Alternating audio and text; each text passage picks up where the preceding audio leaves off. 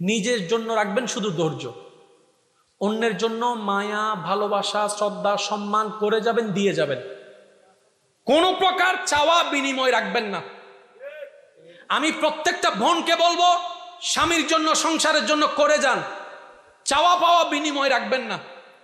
প্রত্যেকটা অভিভাবককে বলবো, করে যান পরিবারের জন্য, চাওয়া পাওয়া বিনিময় রাখবেন না।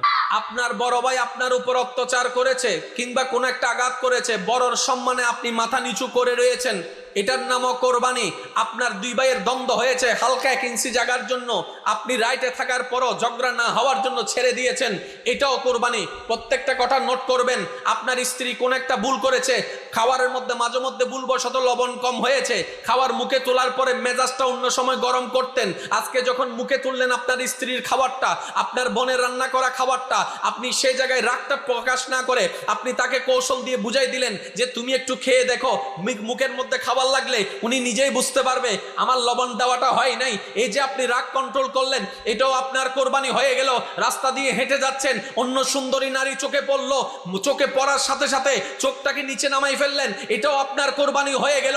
এই প্রত্যেকটা কোরবানি যদি রবের জন্য করা যায়, এক একটা কোরবানির বিনিময়ে আল্লাহ তাআলা আমাদের 1000 বছরের গুনাহ মাফ করে দিতে পারেন। সুবহানাল্লাহ। আগে এই জিনিসটা একটু বুঝে নিই, বান্দার কাজ কাকে খুশি করা? একদম অঙ্কটা ক্লিয়ার। 2 যোগ 2, আরো জোরে 2 যোগ 2, 4 গুণ 4, আরো জোরে বলেন না, 4 গুণ 4 16, 4 গুণ 4, 4 যোগ 4 8, 4 যোগ 4 8। যেখানে রব পেয়েছি রহমান, সুবহানাল্লাহ, জোরে জোরে। জান্নাত কেন পাওয়া কঠিন হবে?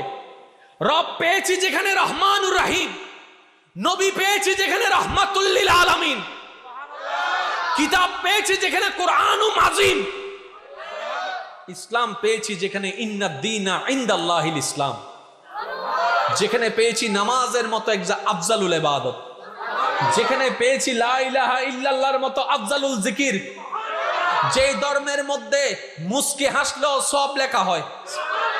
আর একটু জোরে বলতে হবে সুবহানাল্লাহ। যে ধর্মের সংবিধানের মধ্যে অনুসরণকারীর জন্য মা বাবার চেহারার দিকে আদব, ভালোবাসা, শ্রদ্ধা নিয়ে 1 সেকেন্ড তাকালে কবুল মকবুল হজের সওয়াব লিখে দেওয়া হয়। যে ধর্মের মধ্যে পথ চলার পথে কোনো একটা মানুষ কষ্টে আছে, কোনো ব্যানগাড়িওয়ালা ভারী বোঝা টানতে পারছে না, আপনি শুধু আপনার হোন্ডা দিয়ে, চলন্ত হোন্ডা দিয়ে তাকে একটু সহযোগিতা করলেন, কিংবা পথ চলার পথে হাতটা দিয়ে একটু ঠেলে দিলেন, আপনার আমলনামায় সওয়াব লেখা হয়ে গেল। আপনার এলাকায় একজন এতিম বাচ্চা যার কেউ নাই, কিংবা তার বাবা নাই, মা নাই, রাস্তায় চলার পথে মাথায় 2টা সেকেন্ড ব্যয় করে হাত বুলে দিয়েছেন মাথা, আপনার আমলনামায় সওয়াব লিখে দেওয়া হলো। চিনেন না, জানেন না, 1 সেকেন্ড ব্যয় করে শুধু বললেন আসসালামু আলাইকুম, আপনার আমলনামায় সওয়াব লিখে দেওয়া হলো। একটা কষ্টদায়ক কাটা রাস্তা থেকে সরাই ফেললেন, আপনার সদকায়ে জারিয়ার সওয়াব দেওয়া হলো। যে ধর্মের আপ টু বটম প্রত্যেকটা কর্মে কর্মে সওয়াব আর সওয়াব। কেমন সওয়াব? মুসলমান যদি নবীর সুন্নাত মোতাবেক খাইতে জানে, খাওয়াটাও সওয়াব, ঘুমাইতে জানে, ঘুমাইটাও সওয়াব। সুবহানাল্লাহ। সওয়াব কামানো কঠিন না সহজ? জোরে বলতে হবে। করে দিয়েছেন কে? এরপরও যদি আমরা সওয়াব কামাইতে না জানি, ধরে রাখতে না জানি, দোষ,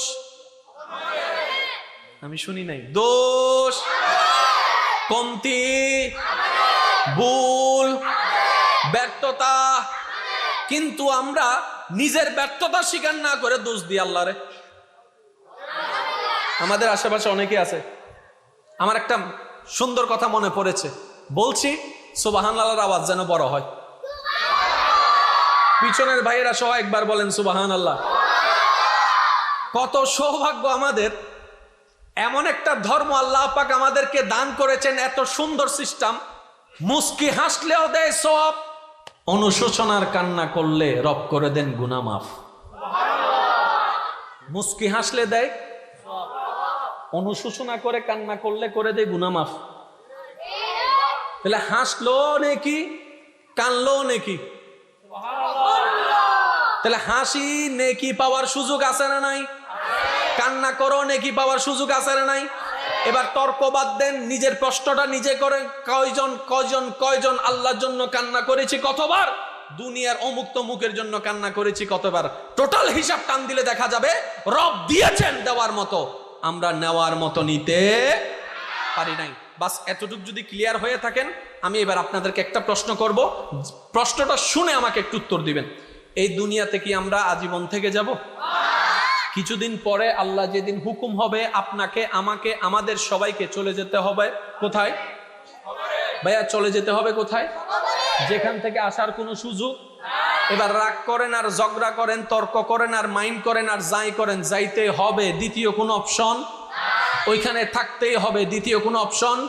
ভয় লাগুক আর এই লাগুক আর সেই লাগুক, কষ্ট লাগুক আর যন্ত্রণা লাগুক, কবর থেকে উঠার কোনো সিস্টেম। তাহলে কিছু বাস্তবতা মেনে নেওয়াটা বুদ্ধিমানের কাজ। আর একটু জোরে বলেন না। আপনি সবকিছু নিয়ে ঝগড়া করতে পারবেন, আজরাইলকে নিয়ে ঝগড়া করার কোনো সুযোগ। আপনি কবরের জায়গা কোনটা হবে এটা নিয়ে ঝগড়া করতে পারবেন, কিন্তু মাটির ঘরে যে থাকতে হবে এটা নিয়ে ঝগড়া করার কোনো সুযোগ।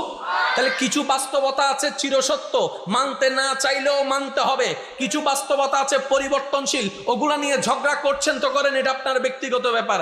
আমি শুধু এতটুকু বলতে চাচ্ছি, কুল্লু নাফসিন যায়িকাতুল মউত, মৃত্যুবরণ করতেই হবে, নিঃশ্বাস শেষটা ত্যাগ করতেই হবে, আপনজনকে ফেলে কবরে যেতেই হবে, স্বামীকে ফেলে কবরে যেতেই হবে, স্ত্রীকে ফেলে কবরে যেতেই হবে, সন্তানকে ফেলে কবরে যেতে হবে, মা বাবাকে ফেলে কবরে যেতে হবে, সবাইকে ফেলে কবরে যেতে হবে। দ্বিতীয় কোনো অপশন তো আমাদেরকে নেই। সুতরাং আমাদের তো মেনে নেওয়া ছাড়া দ্বিতীয় কোনো রাস্তা নেই। তাহলে যদি মেনে নিতে হয়, মানাটাকে মানতে হয়, বাস্তবতা স্বীকার করতে হয়, কবরে যদি থাকতে হয়, তাহলে সে কবরে শান্তি দিতে পারেন তো পারেন কে?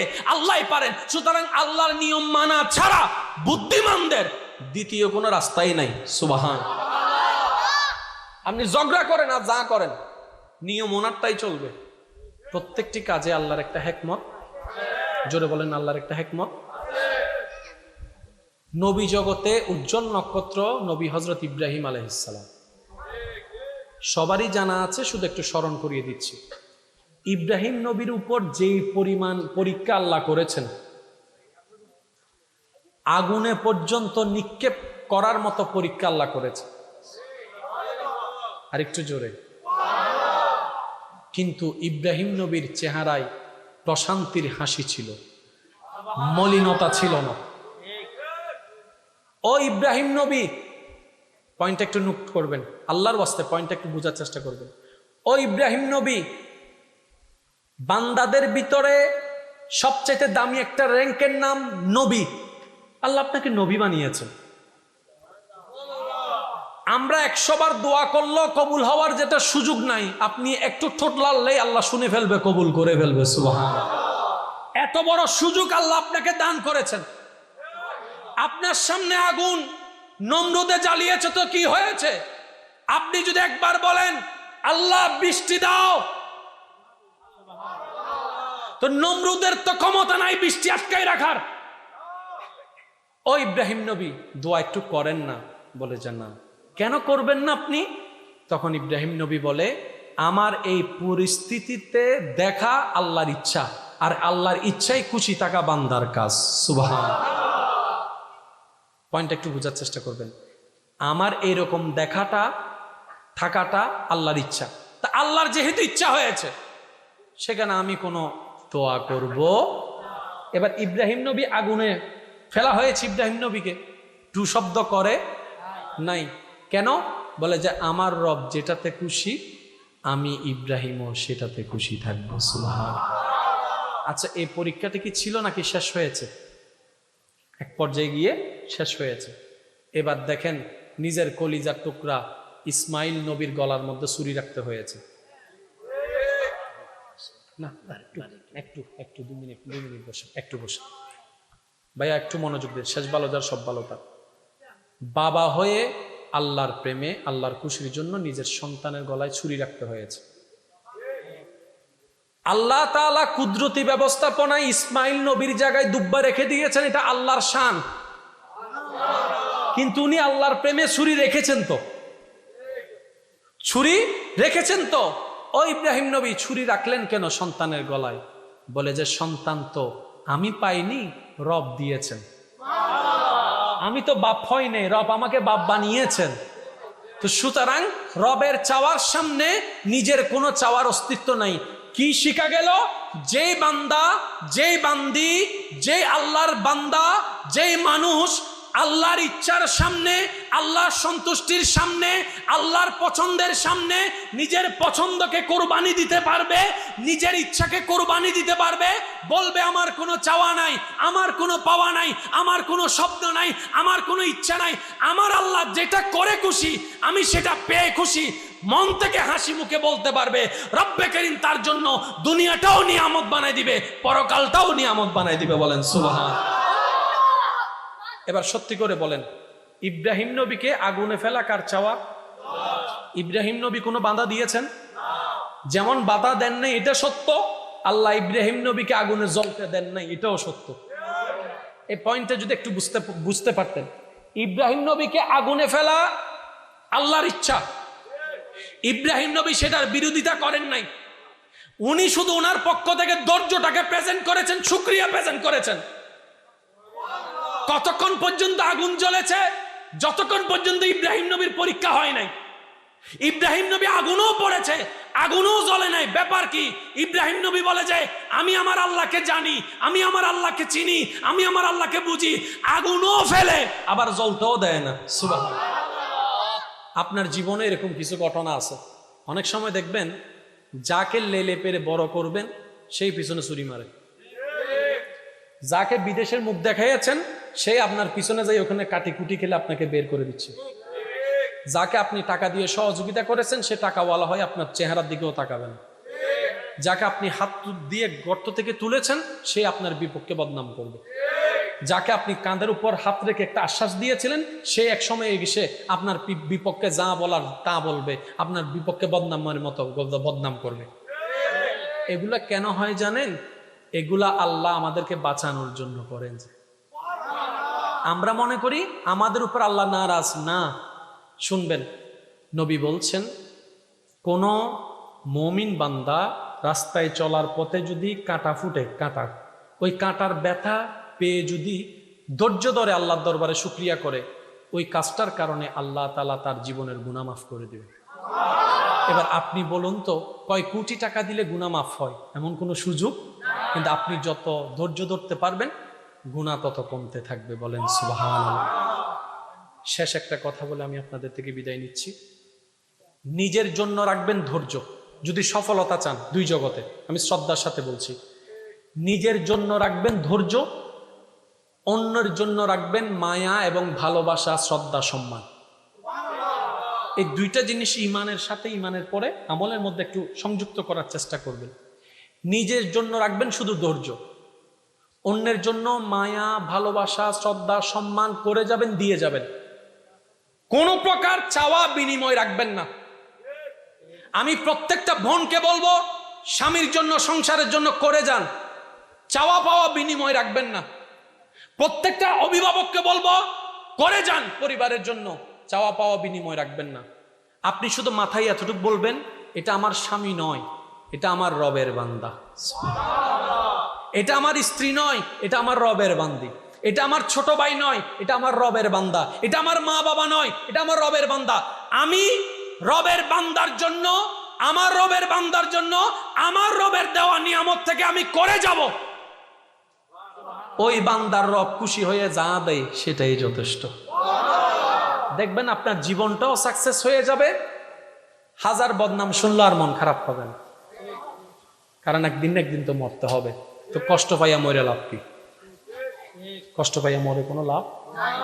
কিছুদিন আগে একটা ওয়াকি আমার চোখের সামনে নজরে এসেছে, যেটা আমাকে মানে অন্তর কান্দিয়েছে। সবাই সংক্ষিপ্ত শুধু এতটুকু বলি, বাসারার রাস্তার পাশে একটা বটগাছ, বিশাল বড় বটগাছ, ওই বটগাছের নিচে আল্লাহর একজন বান্দা থাকতো। চুল ঠিক নাই, পাগল যেটাকে আমরা বলি, হাকিকাতান মজজুব, অর্থাৎ দুনিয়াবি কোনো খবর নাই, আল্লাহর প্রেমে মশগুল। সুবহানাল্লাহ। রাস্তা দিয়ে যত মানুষ হেঁটে যেত, আপনারা তো জানেন আমরা তো একটু বোকা টাইপের বেশি, পাগল দেখলে লাড়ার চেষ্টা করি, বকা দেওয়ার চেষ্টা করি, গালি দেওয়ার চেষ্টা করি, রাগানোর চেষ্টা করি, আছে না এরকম?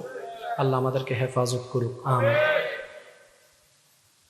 যতজন ওনাকে নিয়ে ঠাট্টা করতেন, বকা দিতেন, ওনাকে গালি দিতেন, উনি প্রত্যেকজনের এই সমস্ত কটু কথার উত্তরে মুস্কি হেসে সালাম দিতেন।